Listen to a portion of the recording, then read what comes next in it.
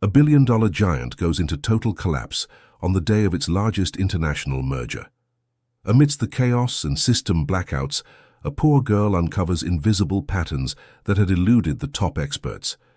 With courage and brilliance, she confronts the executives and saves the empire from destruction. If this story interested you, don't forget to subscribe to our channel and tell us what city you're watching us from. Let's continue. I promise this will be the best story you'll ever hear in your life. The clock read 4:30 in the morning when Martha pushed open the glass door of the most imposing building in New York City.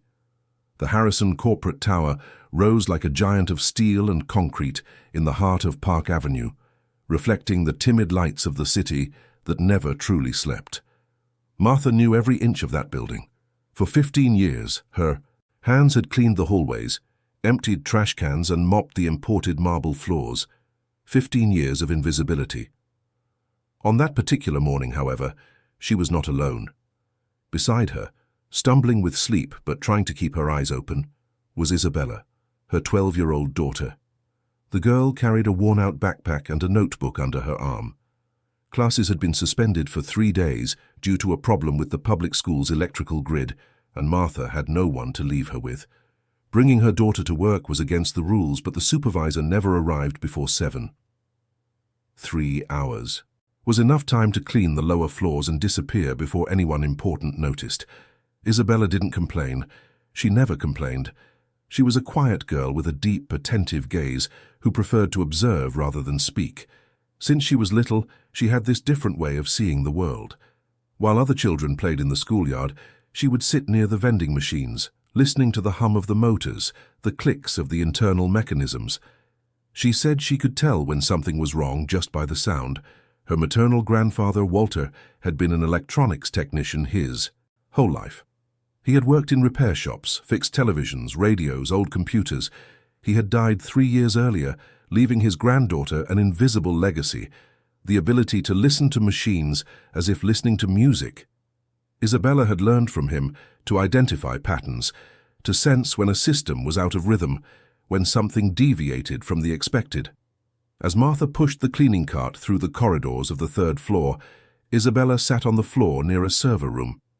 The door was ajar and the low hum of the fans drew her in like a call. She tilted, her head, closed her eyes and listened. There was something strange, a repetitive pattern that shouldn't be there, a process running at an unusual time. She took out her notebook and jotted down 452, 3rd floor, server room, irregular sound, altered frequency. It wasn't the first time. For the past 3 weeks, whenever she accompanied her mother, Isabella had noticed small anomalies, files appearing in folders that should have been empty, processing lights blinking at odd hours, commands launching on their own as if someone were operating the systems remotely, silently, in the shadows of the early morning. She had never told anyone. After all, who would believe a 12-year-old girl, the cleaning lady's daughter, talking about flaws in the corporate systems of one of the country's largest companies? Meanwhile, 30 floors above, in a conference room with a panoramic view of the city, the top brass of the Harrison Corporation was preparing for the most important day in the company's history. The merger with the Castellani Group, an Italian conglomerate with a global presence, was about to be signed. The deal would involve billions of dollars, expand the company into international markets, and solidify Harrison as a world power in the technology and infrastructure sector. Richard Harrison Jr., the company's CEO, adjusted his tie in front of the mirror in his private office. At 58, he had the bearing of someone born to lead. Impeccably combed grey hair, a tailored Italian suit, an upright posture. He had founded the company with his father decades ago, when they were still operating out of a rented warehouse in Queens. Now, he commanded an empire. But not all was harmonious behind the scenes. The merger was creating internal tensions. There were those who supported the deal, seeing it as an opportunity for growth. And there were those who feared it, knowing that a restructuring was inevitable. Positions would be eliminated, names would be erased, careers terminated. Among those who feared it most was Michael Thompson, the Director of Information Technology. A 43-year-old man, thin with round glasses and a perpetually tired look. Michael had been with the company for 20 years. He had built every system, every network, every security protocol. He was the one who ensured everything ran perfectly, behind the scenes, far from the spotlight. But in the new structure proposed by the merger, his name did not appear. He had been replaced by an Italian executive, younger, more politically connected, with an international resume. Michael had discovered this 3 weeks earlier, when he accessed a confidential document he wasn't supposed to see. The news hit him like a bucket of cold water. 20 years of dedication erased on a spreadsheet. No conversation, no warning, no recognition, just the cold certainty that he would be discarded. From that moment on, something inside him broke. The anger, the resentment, the sense of betrayal built up in silence. He had spent sleepless nights, alone in his empty apartment, planning, thinking, building, something no one expected. Michael Thompson had created a virus, not an ordinary virus, but a masterpiece of digital engineering. 3 perfectly coordinated layers. The first would shut down all the building's electrical systems. The second would destroy critical data, deleting backups, corrupting essential files. And the third, the most lethal, was a logic bomb programmed to overload the physical systems to the point of causing real structural damage. Overheating, short circuits, fire hazards. He had programmed it all to happen at the exact moment the merger was signed, when all the investors were gathered, when the cameras were rolling, when the whole world was watching. That morning at 7:15, the first executives began to arrive. Imported cars parked in the underground garage. Men and women in impeccable suits rode up the mirrored elevators, carrying tablets, smartphones, leather briefcases.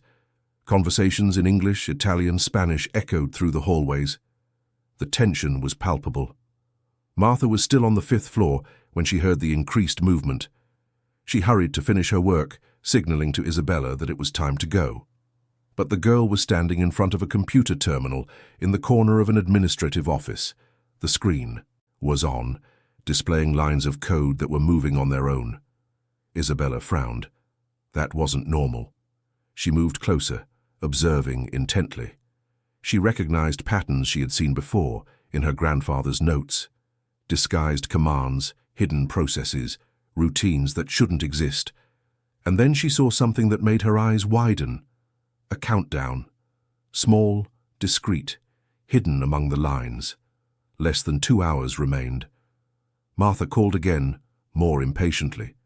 Isabella quickly wrote down what she had seen and ran to catch up with her mother. But her mind was racing. Something was very wrong. This wasn't a glitch. It was deliberate. It was planned. On the 28th floor, Michael Thompson entered his office, closed the door and turned on his computer. He checked the codes one last time. Everything was working perfectly. The countdown was active. The system could not be stopped without the master password, known only to him. And he had no intention of sharing it with anyone. He leaned back in his chair, feeling a strange mixture of relief and emptiness.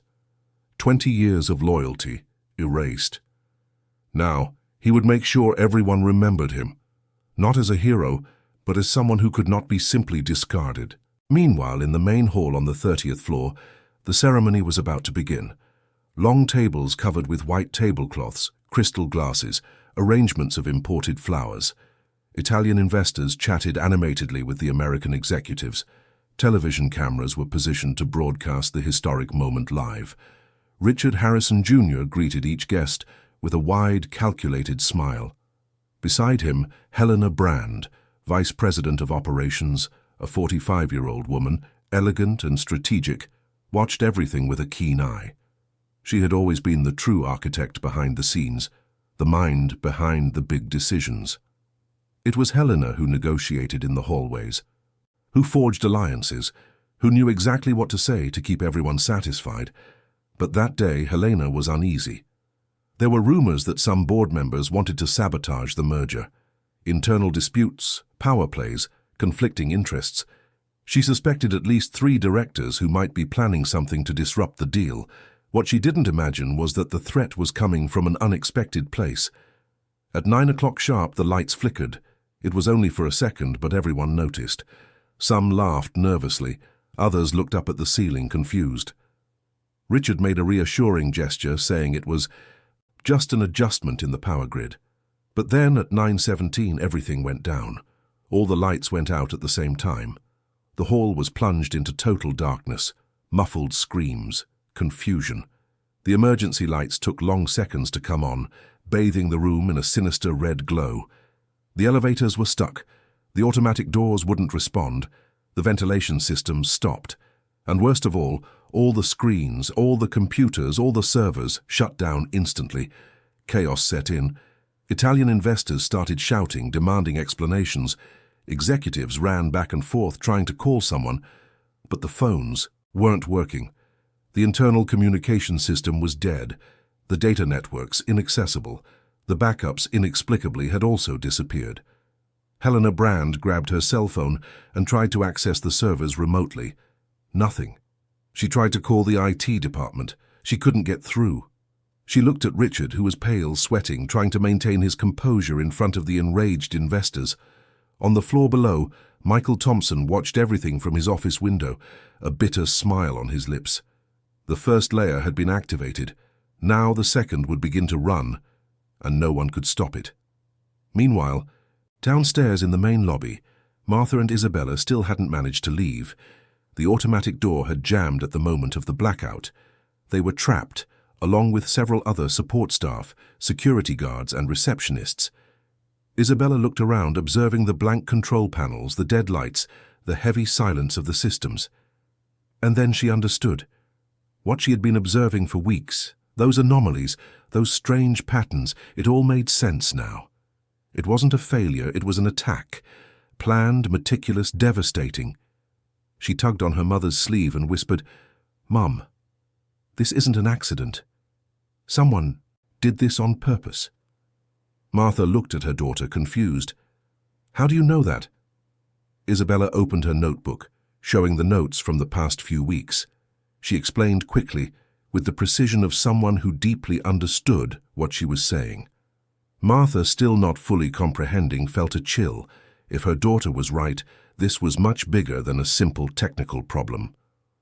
On the 30th floor, the situation was deteriorating rapidly. Some board members accused the management of negligence. Others insinuated that the failure was deliberate to prevent the merger. Heated arguments began to erupt. Alliances crumbled before everyone's eyes. Panic gave way to anger, and anger to suspicion. That's when Helena noticed something terrifying. Using a tablet with an independent battery, she managed to access a partial system report, and she saw that the data was being erased, not corrupted. Erased. Systematically, file by file, sector by sector, contracts, spreadsheets, financial documents, all disappearing in real time. She shouted to Richard, showing him the screen. The merger was no longer the problem. The company itself was being destroyed from within. Richard ordered all available technicians to be mobilized immediately. But there were no technicians. Most of the IT staff couldn't get into the building. The doors were locked, the elevators were stopped, and Michael Thompson, the only one who truly understood the systems inside and out, was isolated in his office, watching it all fall apart. As chaos spread through the upper floors, Isabella did something no one expected. She approached an old analog terminal, forgotten in a corner of the lobby. It was an obsolete piece of equipment, probably installed decades ago and never removed. It wasn't connected to the main network. It operated independently. She turned the terminal on. The screen flickered, emitting a dull, green glow. Isabella began to type, following the logic her grandfather had taught her. If the attack came from within, there was a signature. Every programmer leaves a mark, even unintentionally, a pattern, a style, a choice of code that reveals their identity. And she began to find these marks, small, almost invisible details, variable names, loop structures, hidden comments. Everything pointed to someone with deep knowledge of the systems, someone from the inside, someone who knew every vulnerability, every loophole, every weak point. Martha watched her daughter with a mixture of pride and fear. This 12-year-old girl was doing something that experienced adults couldn't, and that was both wonderful and terrifying. On the 28th floor, Michael began to feel something different. It was no longer satisfaction. It was a growing emptiness. The revenge he had planned for weeks now seemed hollow. He could see through the window people running in the streets, fire trucks arriving, sirens wailing. This was getting out of control. And then he realized the third layer was still active.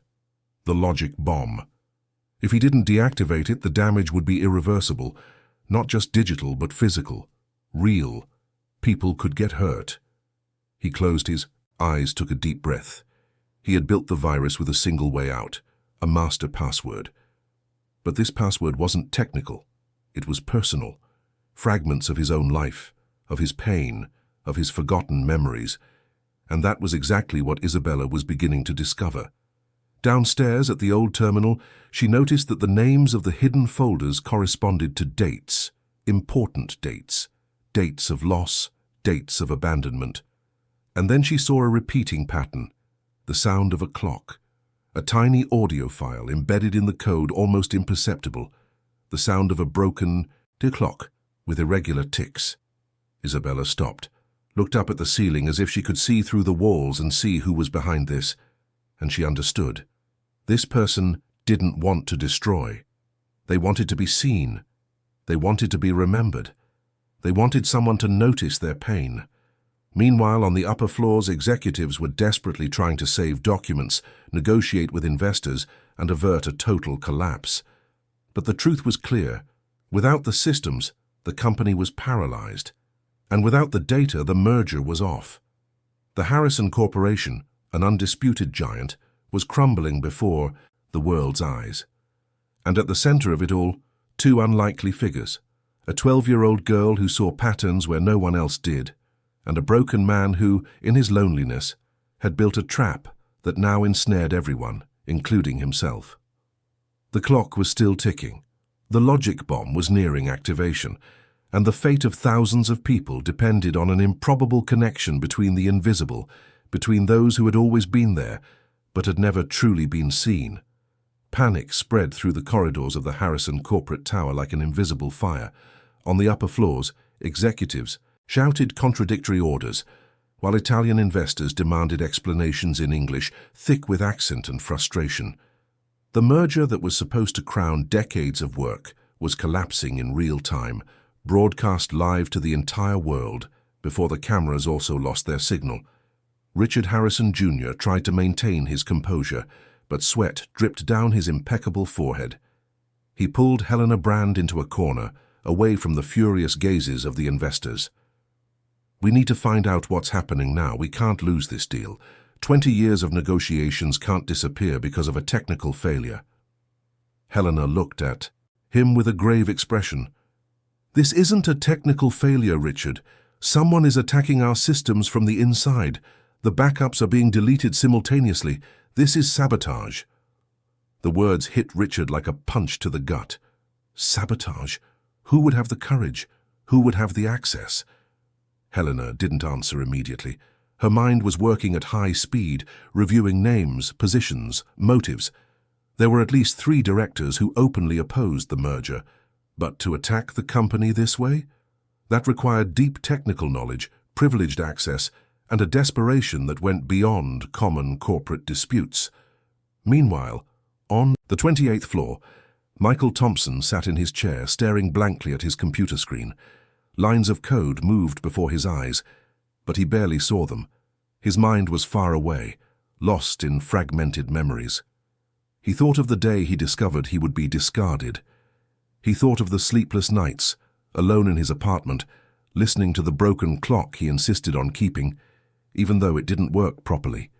He thought of all the times he had worked to exhaustion to ensure the systems never failed, and how in the end none of it had mattered. He clenched his fists. The second layer of the virus was running perfectly. Critical data was disappearing every second. Contracts, financial reports, transaction histories, all being meticulously erased. And the third layer, the logic bomb, was set to activate in less than an hour. When that happened, the physical servers would collapse.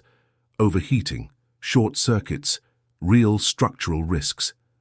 Michael closed his eyes, took a deep breath. Part of him wanted to continue. He wanted everyone to feel what he had felt, the pain of invisibility, the anger of being discarded, the emptiness of being forgotten. But another part, a smaller, weaker part, was beginning to whisper doubts. Innocent people were trapped in the building. Support staff, security guards, receptionists who had nothing to do with the decision to discard him. He shook his head, trying to push those thoughts away. It was too late to turn back. In the main lobby, Isabella was still hunched over the analog terminal. Her small hands moved quickly over the old keyboard, typing commands she had learned from watching her grandfather work. Martha stood beside her, not fully understanding what her daughter was doing, but sensing it was important. A group of security guards approached, curious. "What's the girl doing?" one of them asked, a tall man in a navy blue uniform. Martha hesitated, but before she could answer, Isabella looked up and said in a firm voice, "I'm trying to find out who's attacking the systems." The guards exchanged skeptical glances. A girl, trying to solve something that even the technicians couldn't. It seemed absurd. But there was no one better available at that moment, and the situation was desperate. One of the guards picked up his radio and tried to contact the upper floors. He managed, through static, to communicate the situation. Minutes later, an order came from above. "Bring the girl and her mother to the 28th floor. We need all the help we can get." Martha and Isabella were escorted up an emergency staircase lit only by dim, battery-powered lights. The climb was long and tiring. Isabella ascended in silence, clutching her notebook to her chest, her mind buzzing with the patterns she had discovered. She knew she was close to identifying the source of the attack. Only a few pieces of the puzzle were missing. When they reached the 28th floor, they were met by Helena Brand, the vice president, looked at them with a mixture of skepticism and desperation. "You're the mother and daughter?" she asked, adjusting her navy blue blazer. "Yes," Martha replied nervously. "I've worked here for 15 years. I'm on the cleaning crew." Helena nodded briefly, then looked at Isabella. "And you can really help?" Isabella met the executive's eyes and answered without hesitation. "I can try. I've been seeing strange patterns in the systems for weeks. I know the attack is coming from inside. And I know whoever did this left a signature." Helena felt a shiver. This girl spoke with a confidence that didn't match her age. "Show me what you've found." Isabella opened her notebook and began to explain, pointing to the notes, the dates, the times, the patterns of anomalous behavior in the systems. Helena listened intently, and the more she listened, the more she realized the girl was right. It all made sense. The anomalies had started 3 weeks ago, exactly after the internal announcement of the merger. Helena picked up a tablet and tried to access the server access logs. With difficulty, she managed to get a partial list, and then she saw a name that appeared repeatedly at the suspicious times: Michael Thompson. She felt her blood run cold. Michael, the man who had been with the company for 20 years, the invisible genius who kept everything running behind the scenes, the man who was going to be discarded in the merger. Helena looked at Isabella and said, "I need you to come with me." They walked quickly through the dark corridors, lit only by the emergency lights. Martha followed behind, still not fully understanding what was happening, but feeling that her daughter was doing something important, something that could change everything. When they reached Michael's office, Helena knocked on the door. No answer. She knocked again, harder. "Michael, open the door, we need to talk." Silence. Helena tried to open it, but it was locked. She looked at the security guards who accompanied them. "Break it down." In a few seconds, the door was open. Michael was sitting in his chair, his back to them, looking out the window. He didn't turn around when they entered. Helena took a deep breath, trying to control her anger and fear. "Michael, it was you.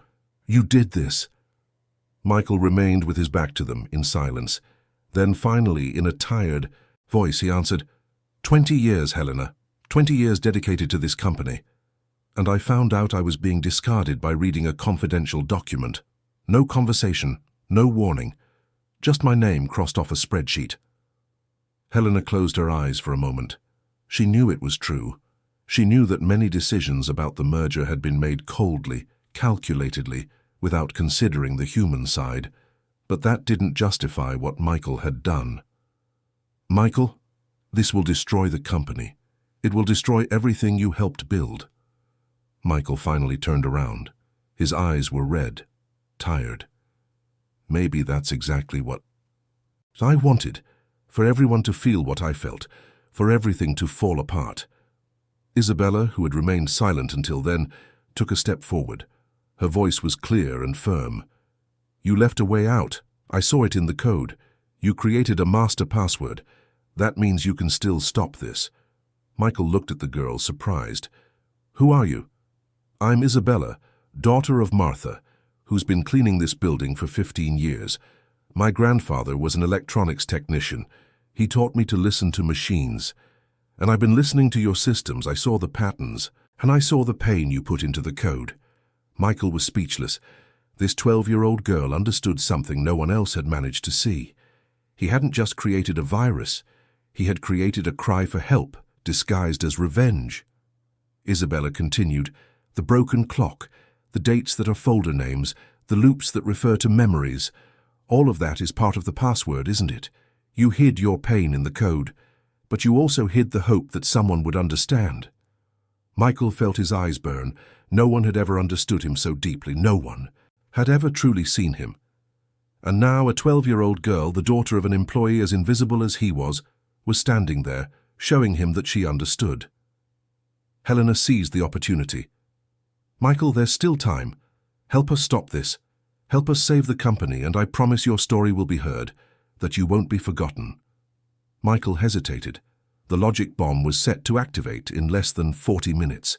If he didn't act, the damage would be irreversible. He looked at Isabella, at Martha, at Helena. He looked at the people around him, ordinary employees, people who worked behind the scenes, invisible just as he had always been.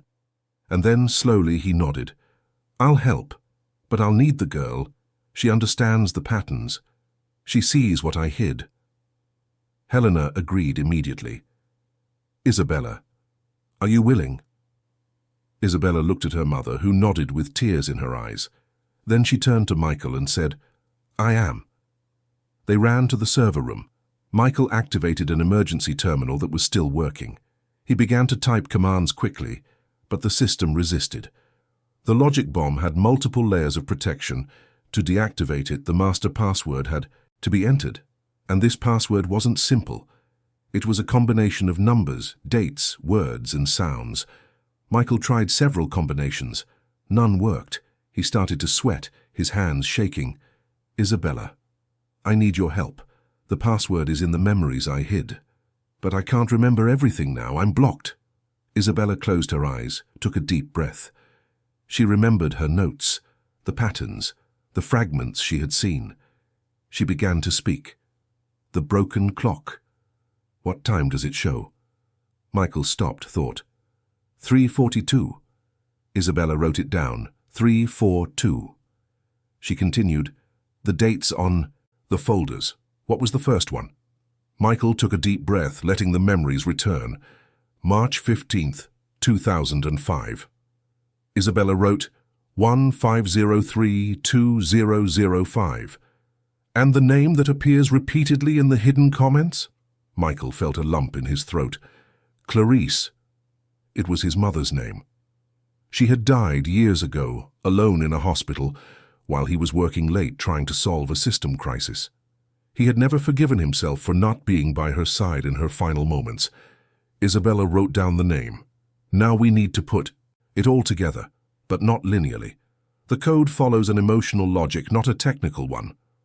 She began to rearrange the fragments, trying different combinations. Michael watched, impressed. This girl thought like him, but with a clarity he had lost over the years. Meanwhile, on the 30th floor, the situation remained chaotic. Richard was trying to calm the investors, but his words sounded empty. Some board members began to accuse each other of complicity in the attack. Alliances were breaking, secrets were coming to light.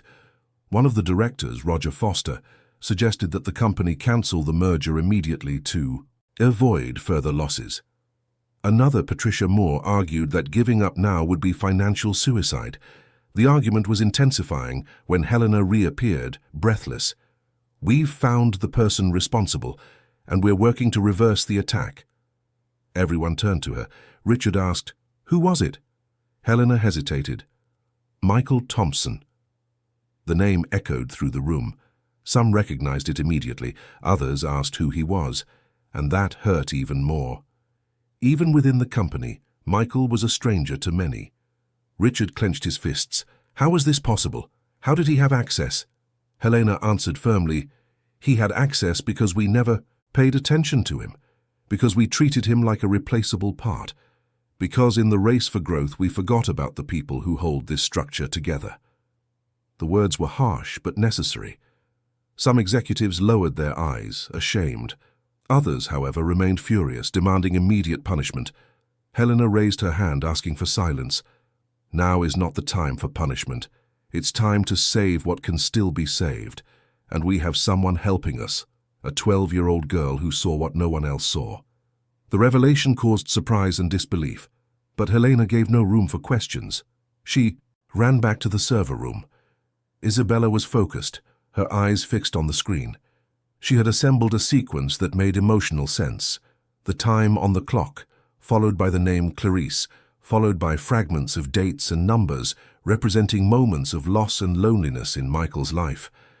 Michael looked at the screen, recognizing his own pain organized in a way he had never imagined possible. Isabella typed the sequence into the terminal. Everyone held their breath. The screen flickered.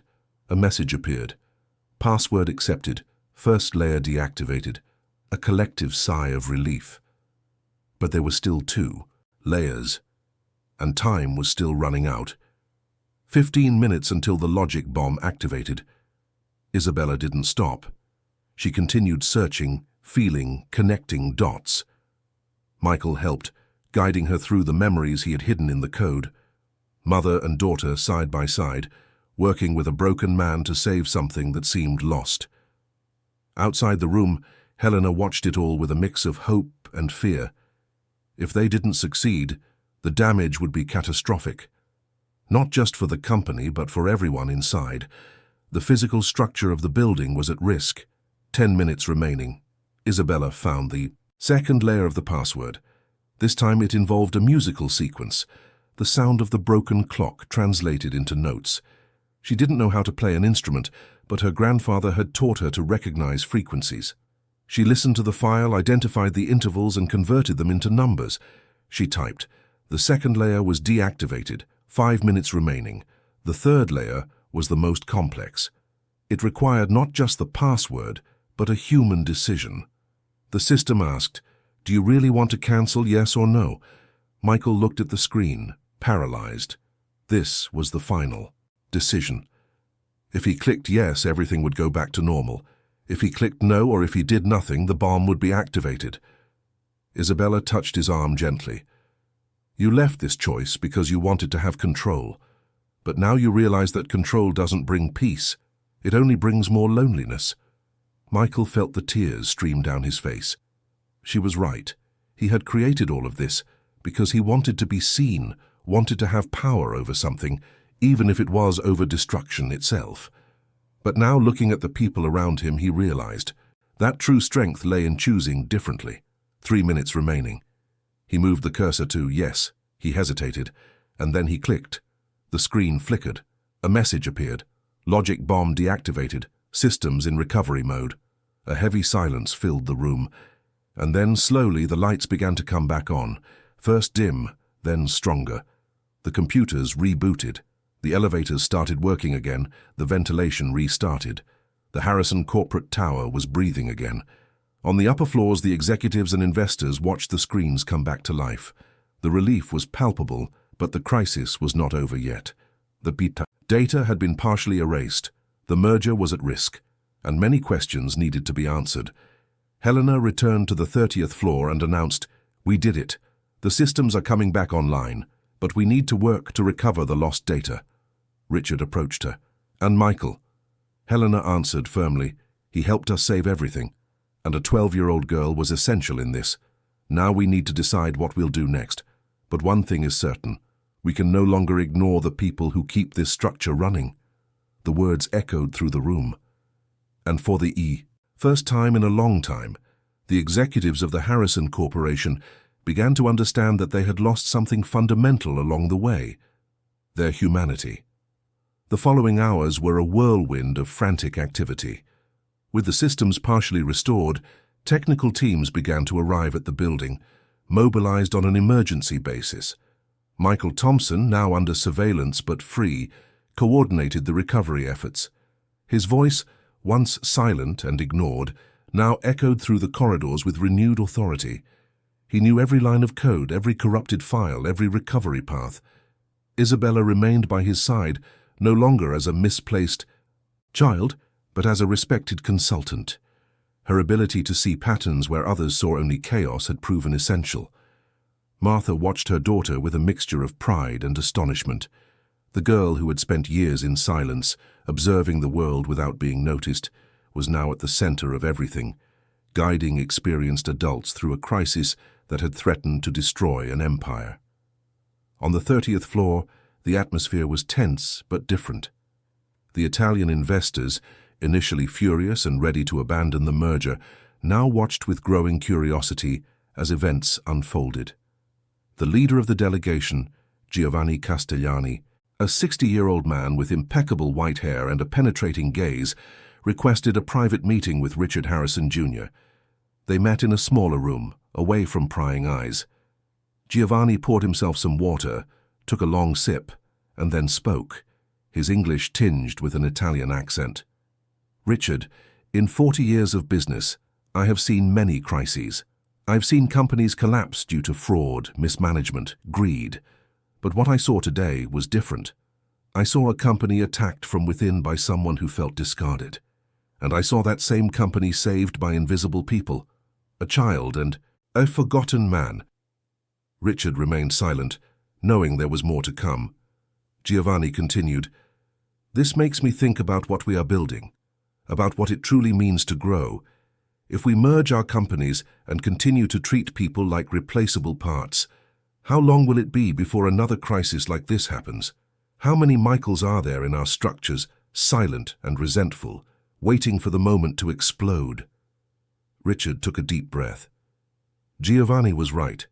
The crisis had revealed a deep fracture in the company's culture. The unbridled growth, the pursuit of efficiency at all costs, had created an environment where people were numbers, where talents were discarded without consideration. Giovanni put down his glass and looked directly into Richard's eyes. "I have a proposal. We keep the merger, but on one condition. You need to change. You need to create a structure where people like Michael and that girl are seen, heard, and valued. Otherwise, we are just building a castle of sand, ready to crumble at the first strong wind." Richard nodded slowly. "I agree. But it won't be easy. Changing a corporate culture takes time. It requires real commitment." Giovanni smiled for the first time. "Then we have work to do. But if there's one thing I learned today, it's that the most important changes start in the most unlikely places. A 12-year-old girl showed us that." Meanwhile, on the lower floors, Michael and Isabella worked side by side to recover the data. The second layer of the virus had deleted critical files, but Michael, in his bitter wisdom, had left hidden traces of recovery, fragments of backups hidden on secondary servers, partial copies in unlikely places. He had never wanted total destruction. He just wanted to be heard. Isabella discovered these fragments by following the same logic she had used to find the master password. Each hidden backup had a name related to Michael's memories, places where he had been happy, moments he wished he could relive. She found them one by one, like someone assembling an emotional puzzle. During this process, important conversations began to happen.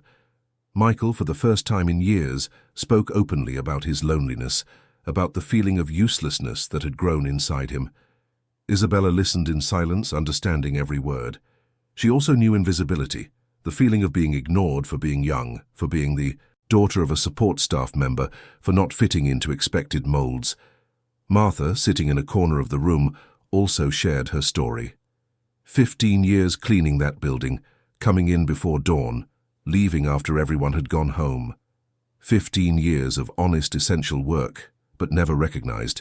She had raised her daughter alone without help, working 2 jobs to ensure Isabella had an education, food, a better future than her own. Michael looked at Martha with deep respect. "You are stronger than I ever was. I fell apart when I was discarded.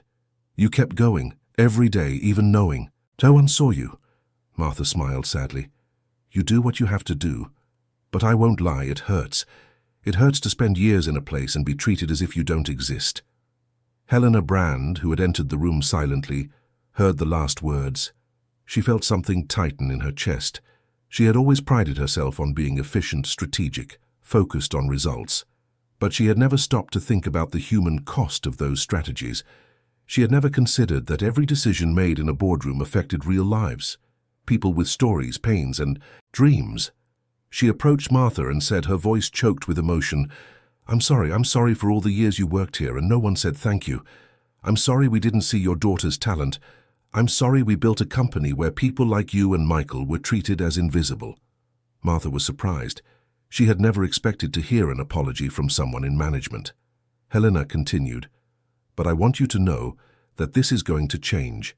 From today on, things will be different." Meanwhile, on the upper floors, another conflict was beginning to unfold. Some board members, uncomfortable with the exposure of the crisis and fearing for the company's reputation, began to articulate an alternative narrative. They wanted to blame Michael entirely, paint him as a bitter madman, and minimize the company's responsibility in the situation. Roger Foster, one of the oldest board members, led this group. He argued in closed-door meetings that publicly revealing the company's internal flaws would be image suicide. Better to control the narrative, present Michael as an exception, an isolated case, and move on. Patricia Moore, another influential board member, vehemently disagreed. She believed that hiding the truth would be worse in the long run. The crisis had revealed structural problems that needed to be addressed, not swept under the rug. The dispute between these two groups gained strength, creating rifts in the board. Helena realized she needed to act quickly before these internal conflicts further compromised the merger and the company's future. She called an emergency meeting with all board members and directors. Giovanni Castellani was also present, observing intently. Helena began in a firm voice, "Gentlemen, I know there are different views on how to handle this crisis, but I need to make something clear. We are not going to hide what happened. We are not going to treat Michael as a villain and pretend we are innocent victims." Roger interrupted. "Helena, you're talking about exposing our weaknesses publicly. That will destroy our credibility." Helena faced him without flinching. "Our credibility has already been shaken. The question now is whether we will rebuild it on lies or on truths, and I choose truth." Patricia supported her. "I agree with Helena. Transparency isn't weakness, it's courage." Other board members began to take sides, dividing between the two camps. The tension grew. Giovanni finally spoke up, raising a hand for silence. "May I give my opinion as an outside observer?" Everyone agreed. Giovanni continued, "At the Castellani Group, we faced a similar crisis 10 years ago. A high-level executive was caught embezzling funds. We tried to hide it, control the narrative, minimize the impact. Do you know what happened? The truth leaked. And when it leaked, the punishment was 10 times worse because we had tried to hide it. We lost investors, clients, talent. It took us years to recover."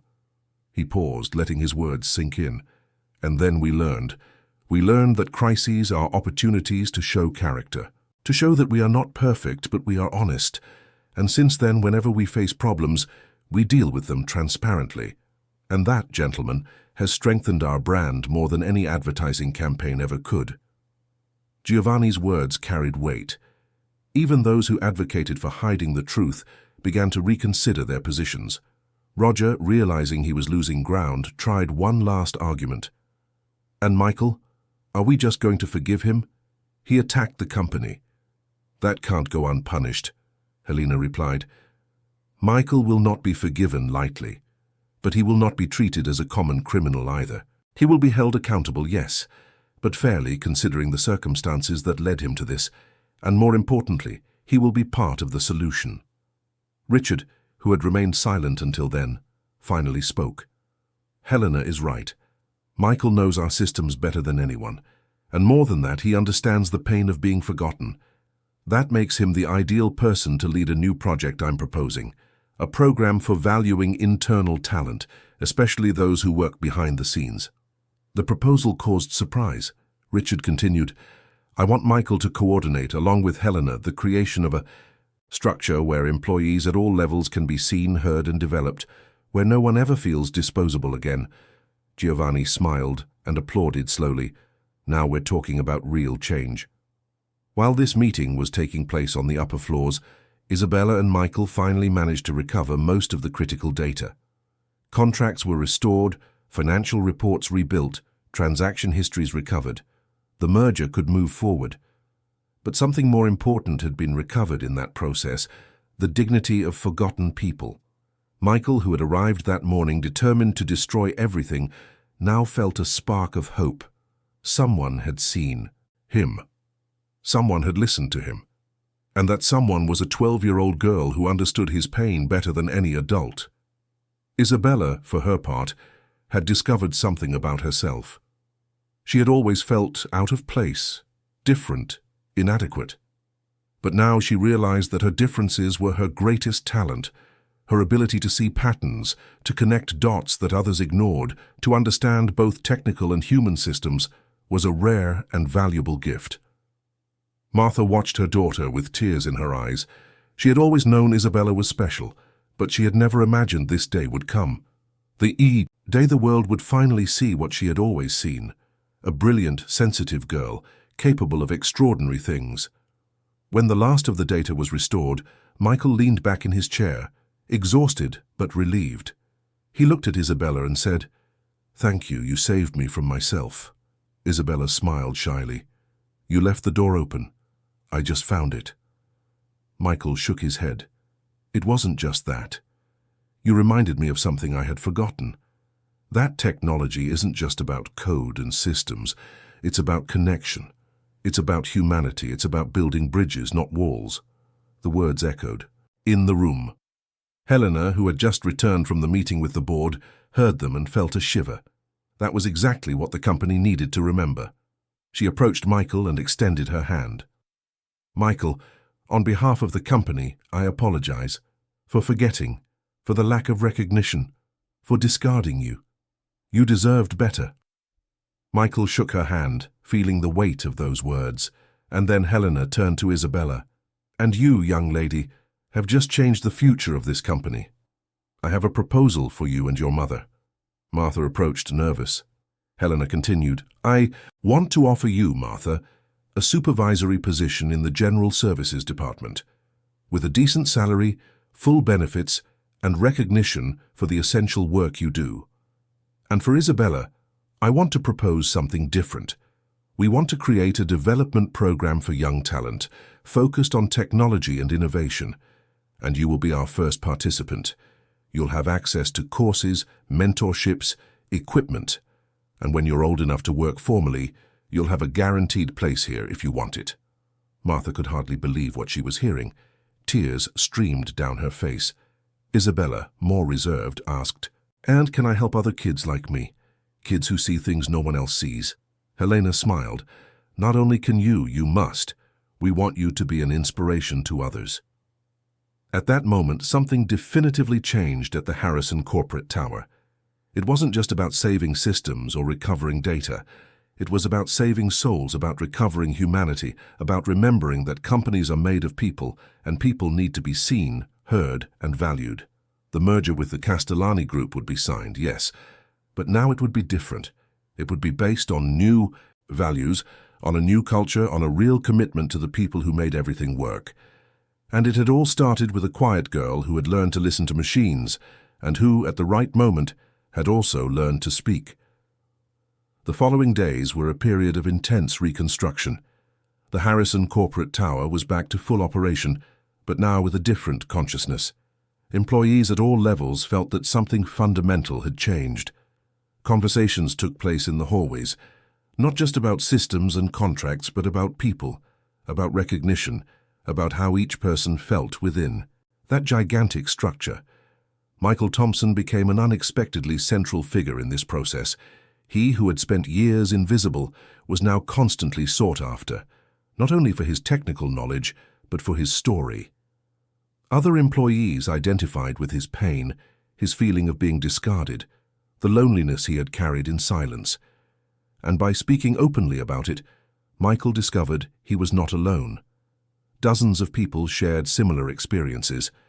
Helena Brand created listening groups, spaces where employees could speak freely about their difficulties, their frustrations, their dreams. It was both revealing and painful. Many stories came to light. Wasted talents, ignored ideas, unrecognized contributions. The company that prided itself on its efficiency discovered it had built its greatness on a mountain of silent suffering. Richard Harrison Jr., confronted with these revelations, underwent a profound personal transformation. He had always considered himself a fair leader, but now he realized how disconnected he was from the reality of those who worked on the lower floors. He decided to do something he had never done before: walk through the support floors, talk to security guards, cleaners, maintenance technicians, receptionists, people who kept the structure running but were rarely seen. One of these conversations changed everything. Richard met Anthony, a maintenance supervisor who had been with the company for 32 years. A 60-year-old man, white hair, hands calloused from work. Richard asked, "Anthony, if you could change one thing in this company, what would it be?" Anthony thought for a long time before answering, "I'd like for people to remember that there's life beyond these walls, that we're fathers, mothers, grandparents, that we have dreams that don't fit on a spreadsheet, that sometimes we need to be absent because a child is sick, or because we need to care for an elderly parent. And that doesn't make us less committed. It makes us human." Richard felt something break inside him. How many times had he himself demanded unconditional presence, results above all else, dedication that ignored personal life? How many Anthonys had sacrificed precious moments with their families to keep that company running? He thanked Anthony and left, determined to do things differently. He called an extraordinary meeting with the entire board and presented a radical proposal: a complete restructuring of work policies, flexible hours, real support for employees with children or dependents, mental health programs, direct communication channels where anyone, regardless of their position, could speak with top management. Some directors resisted. They argued that it would compromise productivity, create dangerous precedents, that the company would lose its competitive edge. But Richard, supported by Helena and Giovanni Castellani, stood firm. Productivity without humanity is unsustainable. Sooner or later it collapses. We've seen it happen. While these structural changes were being implemented, Isabella began her journey in the Young Talent Development Program. The company had created an innovation lab on the 12th floor, equipped with state-of-the-art computers, books, programming tools, and creative spaces. Isabella was the first official participant, but soon other young people were invited. Children of employees, students from partner public schools, kids with diverse talents who previously would not have had access to these resources. Michael became Isabella's official mentor. They met 3 times a week, and Michael taught not just technique but philosophy. He shared his experiences, his mistakes, his discoveries, and most importantly, he taught Isabella to never forget that technology should serve people, not the other way around.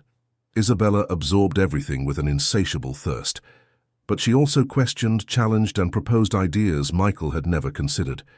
She saw possibilities where he saw limitations. She saw connections where he saw only code. And this renewed Michael, reminding him of why he had chosen this profession decades ago: the fascination of creating, of solving problems, of building bridges. Martha, now a supervisor in the General Services Department, faced her own challenges.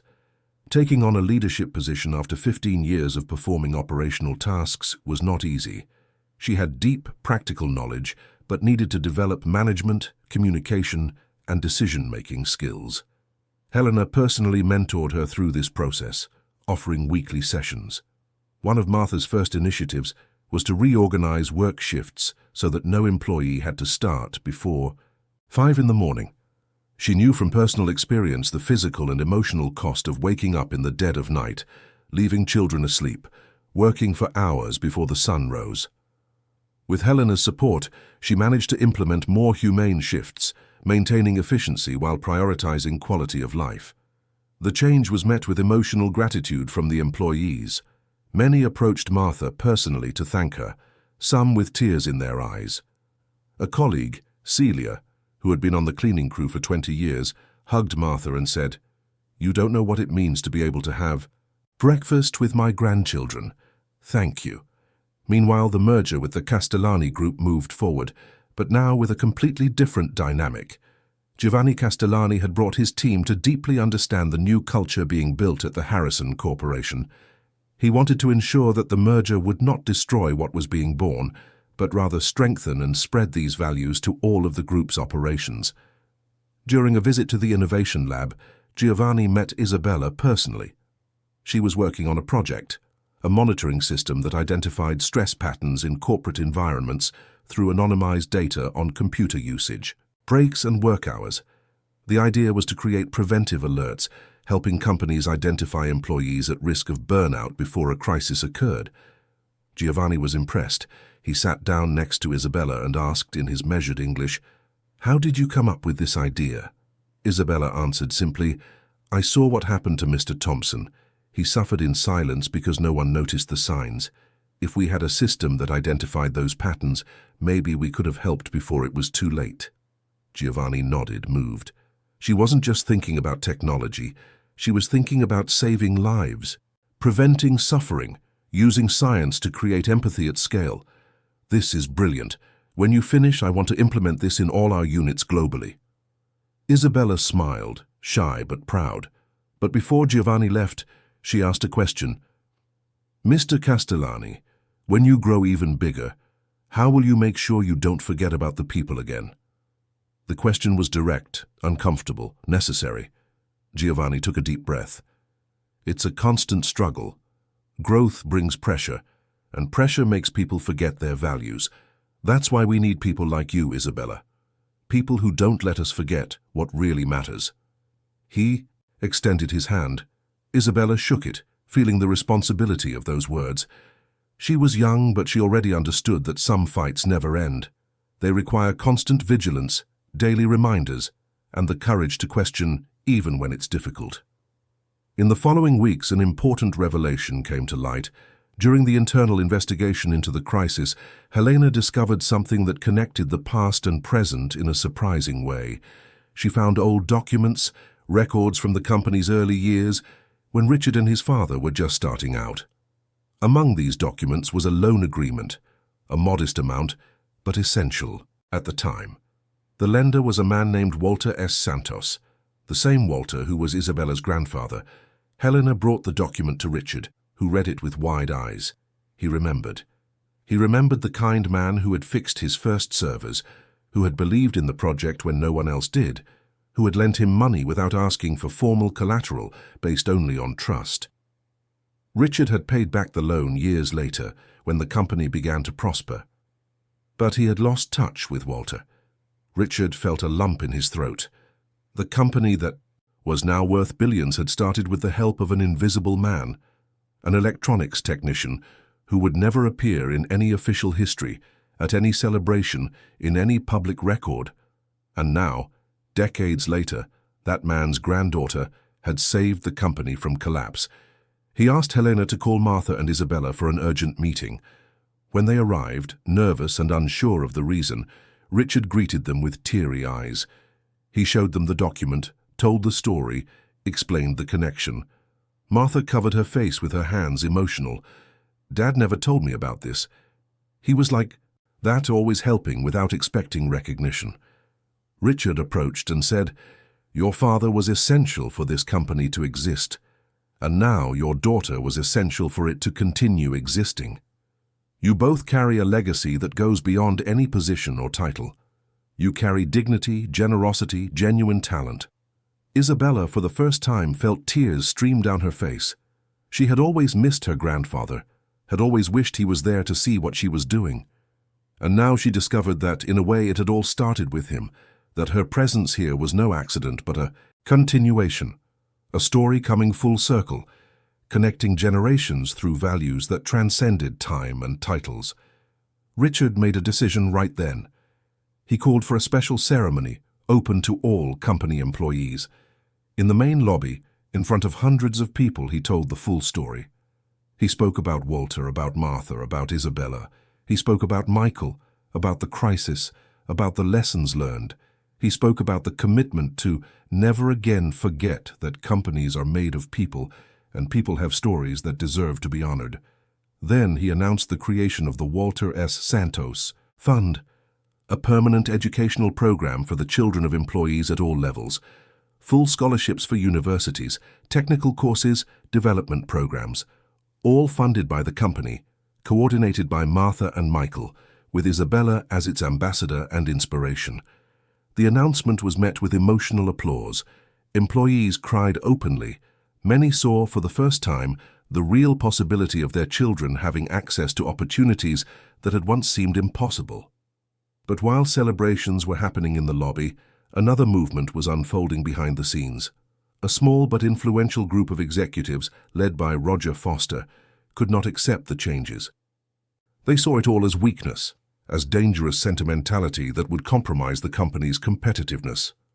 Roger began to quietly liaise with external investors, trying to build a narrative that Richard was losing focus, that he was sacrificing financial results for sentimental policies. He planted doubts, spread rumors, sought support to eventually challenge Richard's leadership. Helena discovered this movement through discreet conversations with trusted individuals. She knew she had to act, but she couldn't do it publicly, without starting an internal war that would further damage the company. She shared her concerns with Giovanni, who had become a close ally. Giovanni listened attentively and then said, "There will always be resistance. There will always be people who prefer the old model because it benefits them. But if you give in now, everything you've built in the last few days will be lost. You must stand firm, even if it means losing some people along the way." Helena agreed, but she knew a confrontation was coming, and that the true test of the change would come not from the pretty speeches or well-intentioned policies, but from the ability to face resistance and stay the course even when it got tough. Meanwhile, Isabella continued working on her well-being monitoring project. She had already created a functional prototype and had begun testing it with a small group of volunteers within the company. The results were promising. The system could identify patterns that preceded stress crises, allowing for preventive interventions. Michael assisted her technically, but also emotionally. He saw in her a reflection of what he could have been if someone had noticed his suffering in time, and that motivated him to ensure no one else went through what he had. One afternoon, as they were reviewing code together, Michael said, "Isabella, you have a rare gift. You can see beyond the data, beyond the numbers. You can see the people. Never lose that, even when you grow up, even when you hold important positions. Always remember to look for the invisible ones." Isabella nodded, engraving those words in her heart. She carried in her pocket the broken watch Michael had given her as a gift, a reminder that even broken things have value, have a story, and deserve to be preserved. The chapter closed with the Harrison Corporate Tower in transformation. It was no longer just a building of glass and steel. It was a living organism, learning, changing, growing in a different way. The challenges were still many, the resistance still existed, but something fundamental had changed. The awareness that companies are not just about profits and growth, but about people, dignity, and purpose. And at the center of this transformation, three unlikely figures: a girl who saw patterns, a man who had found redemption, and a mother who had proven that strength comes from unexpected places. A month had passed since the collapse that had nearly destroyed the Harrison Corporate Tower. New York City awoke as it always did, frantic and relentless. But inside that building of glass and steel, something fundamental had shifted. People walked differently through the corridors. There were conversations in the elevators that hadn't existed before, greetings between executives and support staff, smiles where there had once only been haste. Isabella arrived early that Thursday morning, but this time not through the service entrance. She walked through the main entrance, her junior innovation consultant badge hanging from her neck with quiet pride. At 12 years old, She was officially the youngest employee in the company's history, but no one saw her as a misplaced child. They saw a brilliant mind who viewed the world in a unique way. She went up to the 12th floor, where the innovation lab was already in full swing.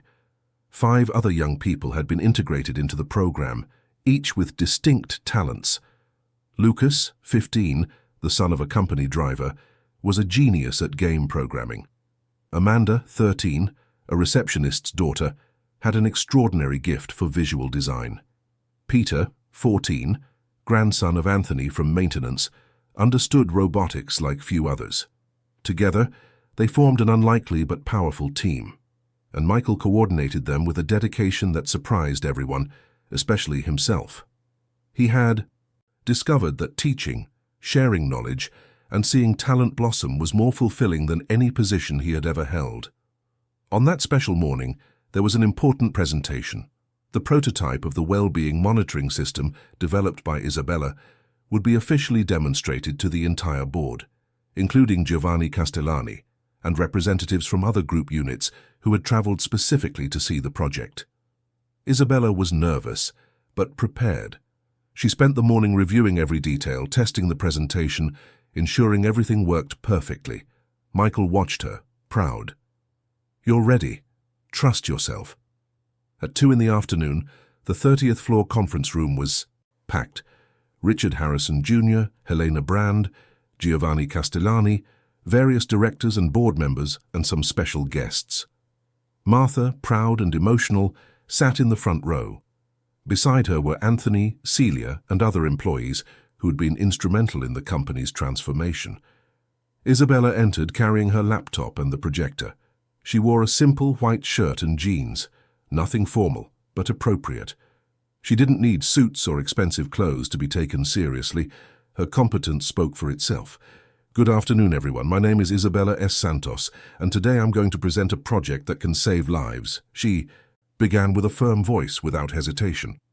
For the next 40 minutes, Isabella explained in detail how the system worked. She showed graphs, practical demonstrations, use cases.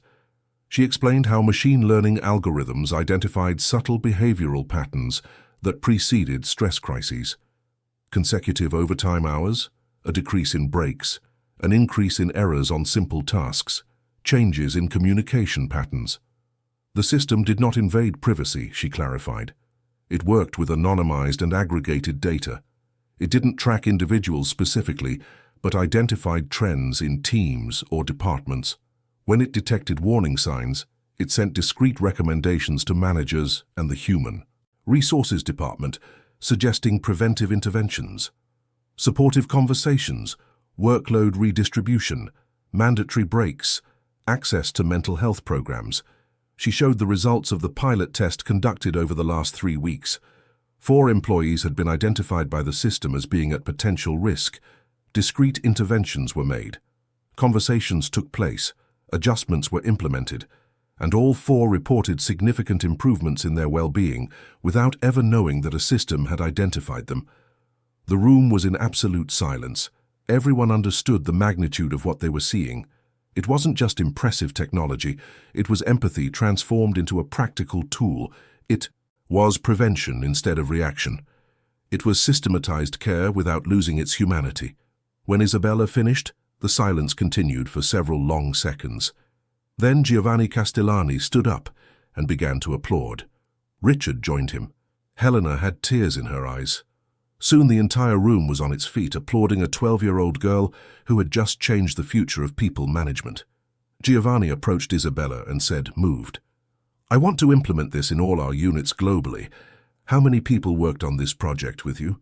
Isabella answered honestly, "I led the development, but Mr. Thompson taught me the techniques, and the youth team from the lab helped with the testing. It was a joint effort." Giovanni smiled. "Distributed leadership. Shared recognition. You haven't just created an incredible tool, Isabella. You've also shown how teams should work." After the presentation, a celebration was organized on the same floor. Not something formal and distant, but a genuine gathering. Snacks, sodas, coffee, relaxed conversations. Executives chatting with support staff without any apparent hierarchy. genuine laughter, real connections. Martha approached her daughter, hugging her tightly. "I'm so proud of you. Your grandfather would be too." Isabella rested her head on her mother's shoulder. "He is, Mom. Somehow I know he is." While the celebration was underway in an adjacent room, another event was unfolding. Helena Brand and Richard Harrison Jr. confronted Roger Foster and two other directors who had been identified trying to sabotage the changes implemented in the company. Helena presented clear evidence, recorded conversations, compromising emails, secret meetings with external investors aimed at destabilizing Richard's leadership, all meticulously documented. Roger tried to defend himself, arguing he was only protecting the company's financial interests. Richard interrupted him. "The company's interests include its employees, Roger. They are not just numbers on a buy spreadsheet. And if you can't understand that, there's no longer a place for you here."